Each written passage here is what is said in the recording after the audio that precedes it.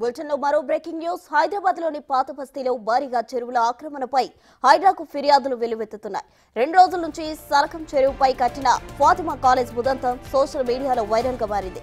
Fatima college ను సైతం కూల్చాలంటూ స్థానికులు విజ్ఞప్తి చేస్తున్నారు.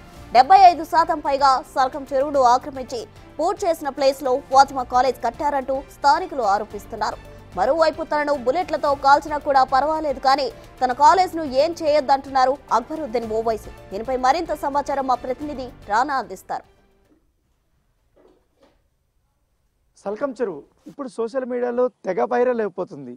ఎందుకంటే దాదాపు 70% ఈ సల్కం చెరువు ఆక్రమణకు గురైందనేసి కూడా తెగ వైరల్ అయిపోతున్నటువంటి పరిస్థితి ఏర్పడుతుంది. ఈ చెరువులోనే ఓవైసీ బ్రదర్స్ చెందినటువంటి ఫాతిమా కాలేజ్ని అక్రమంగా కూడా చెరువుని ఆక్రమించి దాంట్లో కట్టారనేది కూడా ఇప్పుడు వైరల్ అవుతున్నటువంటి నేపథ్యం అయితే కనపడుతుంది. ఎందుకంటే ఇప్పుడు రాష్ట్ర వ్యాప్తంగా మనం చూస్తున్నాం హైడ్రా పేరు ఎంత సంచలనం సృష్టించిందో. ముఖ్యంగా హైదరాబాద్లో ఉన్నటువంటి చెరువులను కాపాడడం కోసం చెరువులను కబ్జా చేసి ఎఫ్టీఎల్లో కానీ బఫర్ జోన్లో ఉన్నటువంటి ప్లేసులు అక్కడికి వెళ్ళి అక్రమంగా కూడా కబ్జా చేసినటువంటి అక్కడ అక్రమ నిర్మాణాలు చేపట్టినటువంటి అవన్నీ కూడా ఇప్పటికే హైడ్రా కూల్చేసినటువంటి పరిస్థితి కనపడుతుంది. అలా కూల్చేసినటువంటి నేపథ్యంలోనే ఇప్పుడు సల్కం చెరువు అనేది కూడా చాలా ఫేమస్ అవుతుంది. ఎందుకంటే ఇక్కడ ఓవైసీ సంబంధించిన బ్రదర్స్ ఇక్కడ కాలేజీ కట్టారు, దాన్ని కూడా కూల్చివేస్తారా అన్న దానిపై కూడా సర్వత్రా అందరూ క్వశ్చన్స్ వేస్తున్నటువంటి నేపథ్యంలో హైడ్రా బుల్డేజర్స్ ఇక్కడికి వస్తుందా రాదన్నది కూడా ఒక ఉత్కంఠ కనపడుతుంది. ఎందుకంటే మనం విజువల్లో చాలా స్పష్టంగా చూస్తున్నాం.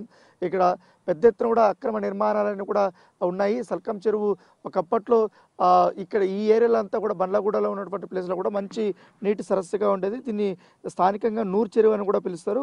మొత్తం చెరువు విస్తీర్ణం వచ్చి 0.37 చదరపు కిలోమీటర్లు ఉంది. ఇందులో ఇప్పుడు 70% కబ్జాకు గురైందని కూడా హైడ్రా కూడా ఇప్పటికే తేల్చినటువంటి పరిస్థితి అయితే కనపడుతుంది. దాంతోపాటు ఇప్పటికే ఇటు ఈ నేపథ్యంలోనే మాయమైపోయిన అనేక చెరువుల విషయాలు కూడా వెలుగులోకి వస్తున్నటువంటి పరిస్థితుల్లో ఆక్రమణలకు సంబంధించిన అంశాలు సైతం చర్చల్లోకి ఇప్పుడు వస్తున్నటువంటి పరిస్థితి కనపడుతుంది. ఇప్పుడు తాజాగా ఓవైసీ కబ్జాలపై తెలంగాణ రాజకీయం కూడా దుమారం మొదలైంది.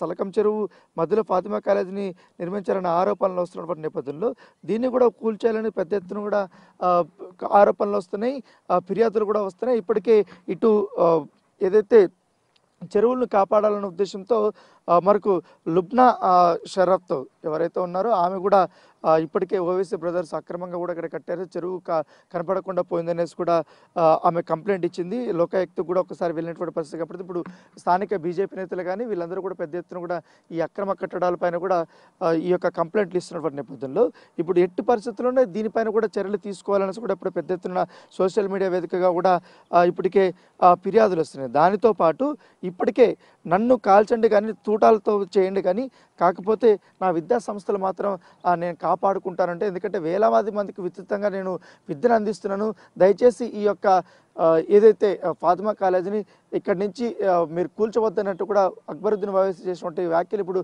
పెద్ద సంచలనంగా మారినటువంటి నేపథ్యం అయితే కనపడుతుంది.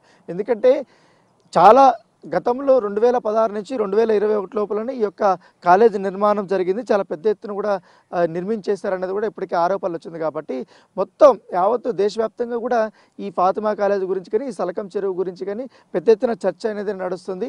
ఎందుకంటే ఇప్పటికే ఇటు ఎన్ కన్వెన్షన్కి సంబంధించిన నాగార్జున విషయంలో కూడా అది కూడా కూల్చేశారు. తర్వాత పల్లవరాజుకి సంబంధించిన అది కూడా దాదాపు 10 ఎకరాలు ఉంటాయి, అది కూడా కూల్చేస్తారు. ఇంకా చాలా వరకు చెరువుల్లో అక్రమంలో ఉన్నటువంటి ఆ ప్లేస్ అవుతుంది.